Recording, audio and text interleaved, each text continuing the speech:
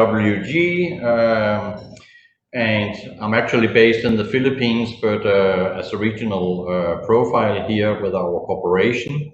I've been in Asia since I was transferred here initially in 1990, and have been based in Japan and Singapore and Vietnam, and for the third time in the Philippines, and typically with regional responsibility. Let me just share my screen here, just a moment.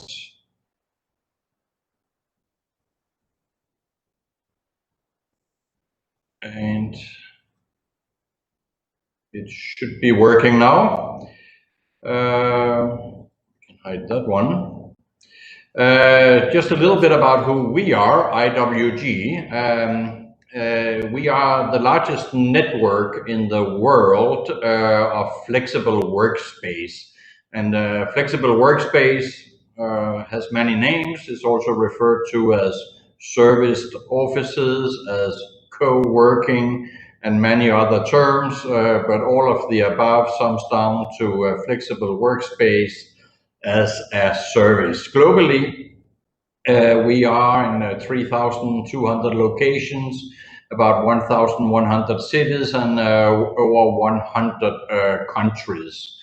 And in Malaysia, where we launched the first location in 2006, we now have 37 centers in 5 cities.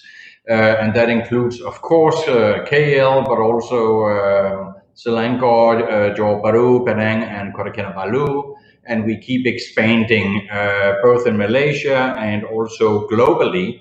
Here it says on my slide, 1 new location every day.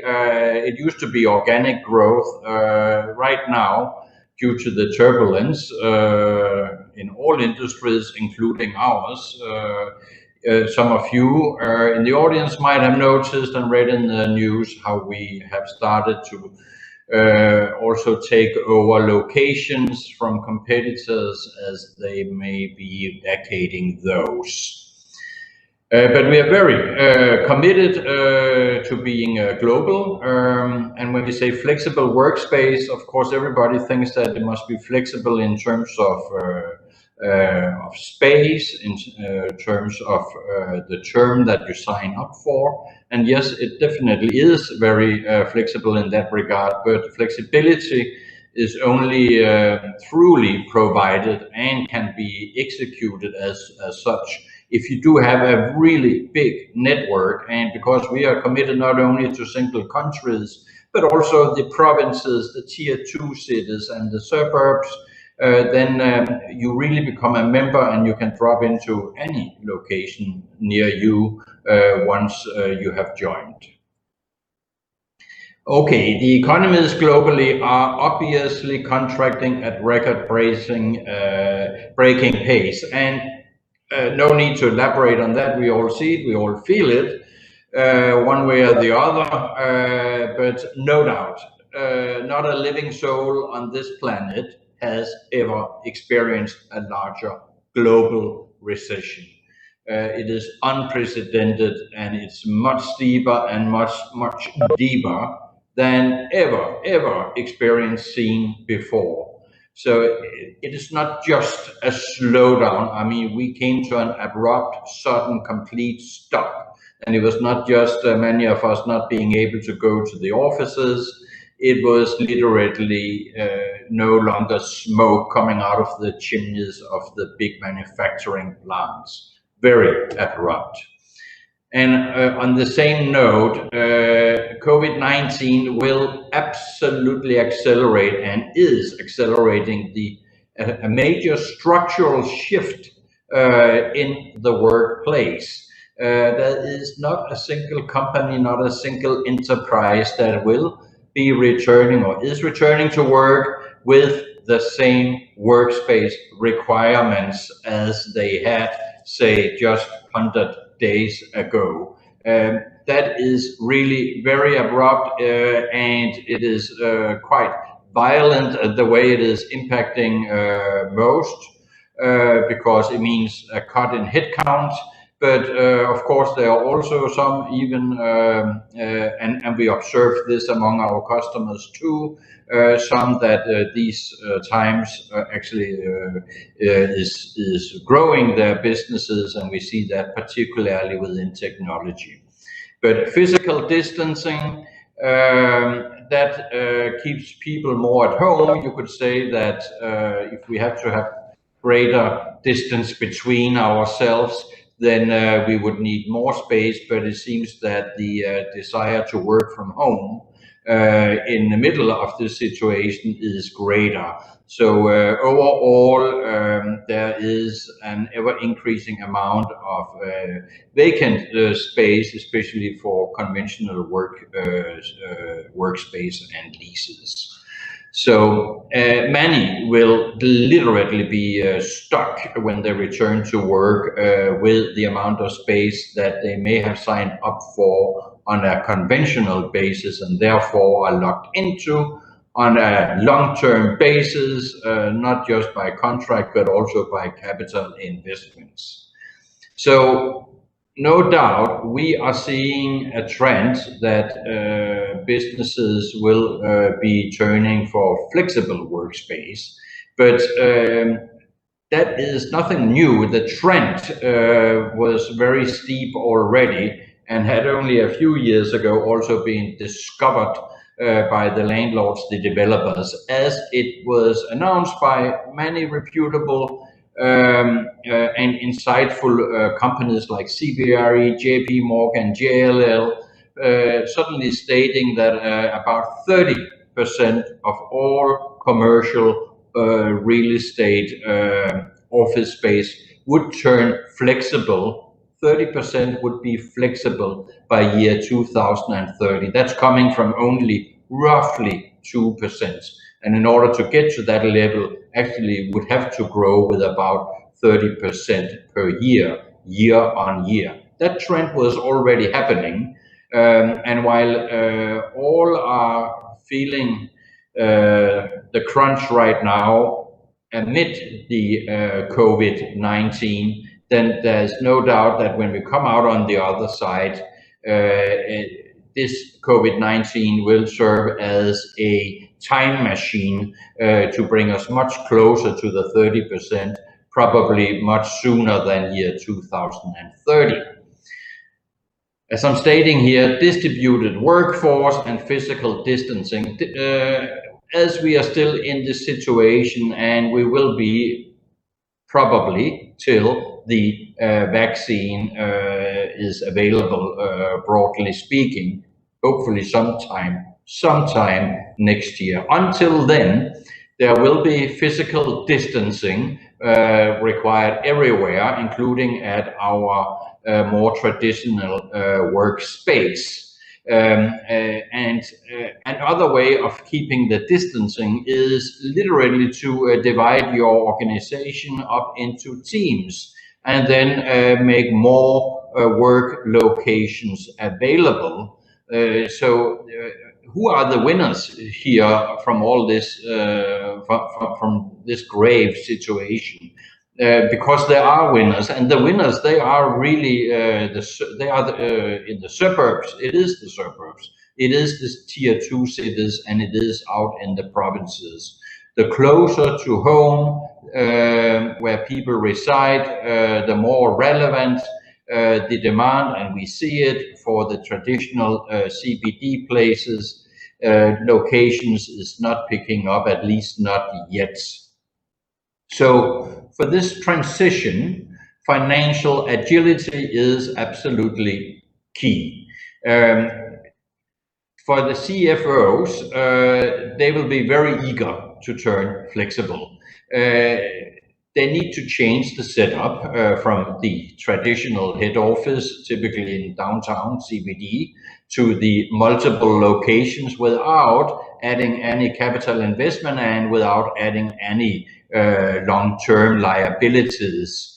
And that's very important to them, not just from general common sense, but because everybody are right now feeling the crunch as things are changing around us in a totally unpredictable manner. And things keep predictions, everything is changing, and unfortunately for the worse, repeatedly. So it is not just a matter about limiting the liabilities on the balance sheet and remain agile. It is really also because when is it going to change next? I mean, we barely dare to turn a page on our calendar, and we already fear what is going to hit us next month, because it seems to be like never ending. The organization, and this is for HR, now I just spoke for the CFO, but the HR, they will also be very eager to turn to the flexible workspace. As the panel just discussed, working from home is being exercised big time right now, but it's not necessarily ideal, and I will say a little bit more about that a bit later. But managing with a professional workspace, that also provides the employer with control. But at the same time, it provides and offers the flexibility to the employees that they are really seeking. So it means that there is a maximum of locations, agility, and it can be long-term solutions, but it can certainly also be interim solutions.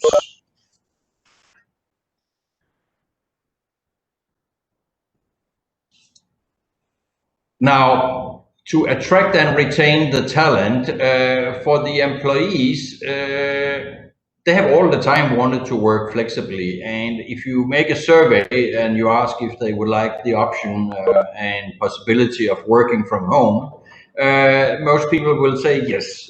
But as many have discovered now, working from home is not exactly what you want either.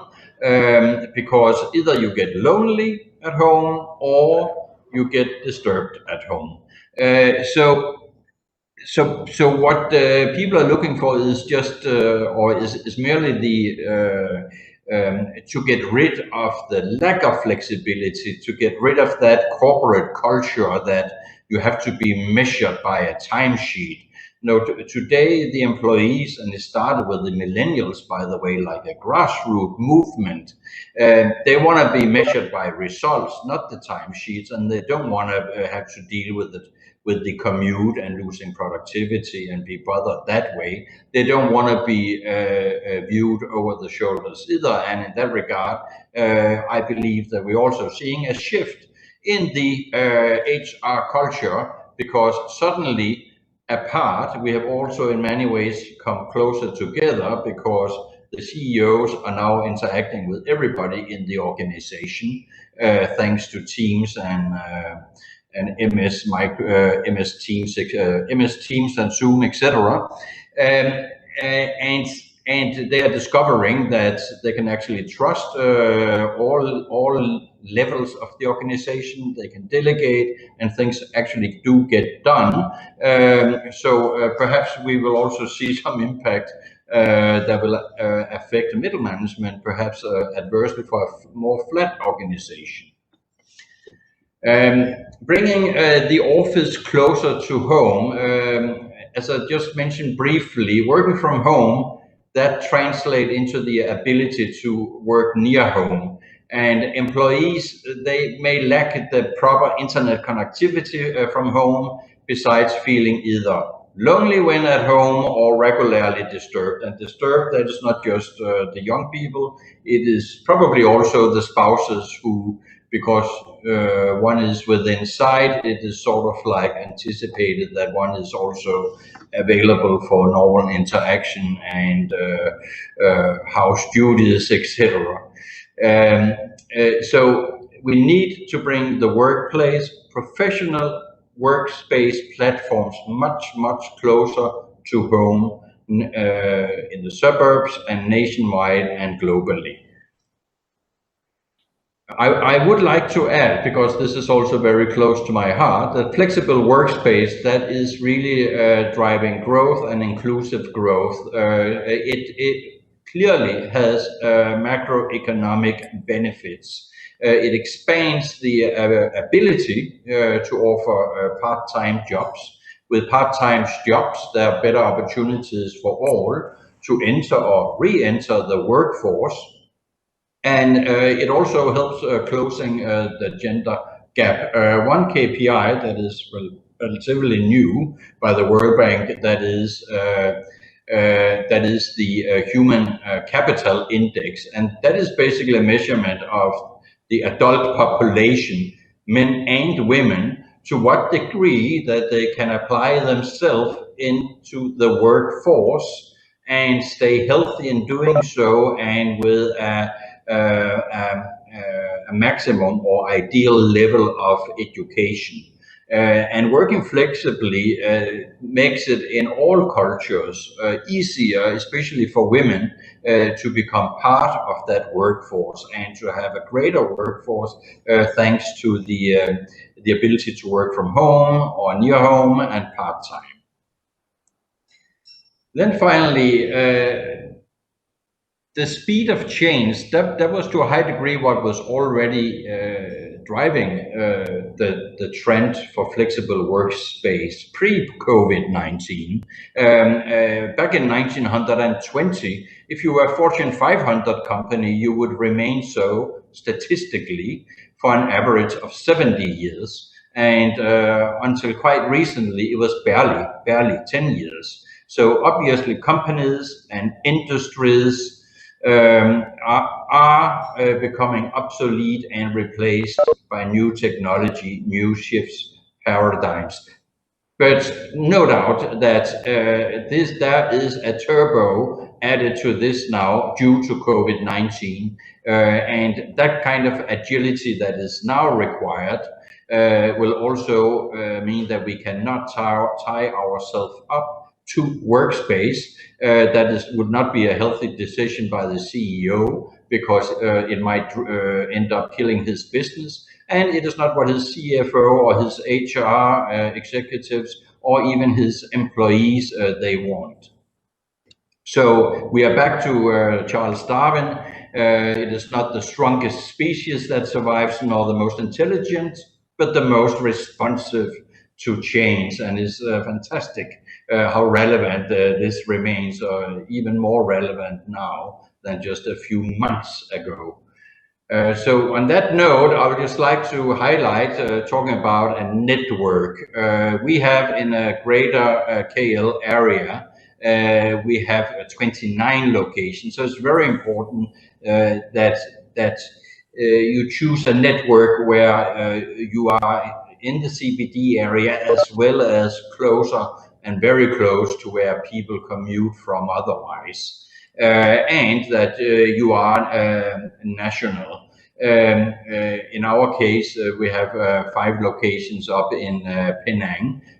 We have 2 in Sabah, 1 in Brunei also, by the way, besides the one in JB. And with that said, I will try to go back to the camera and be willing to take some questions.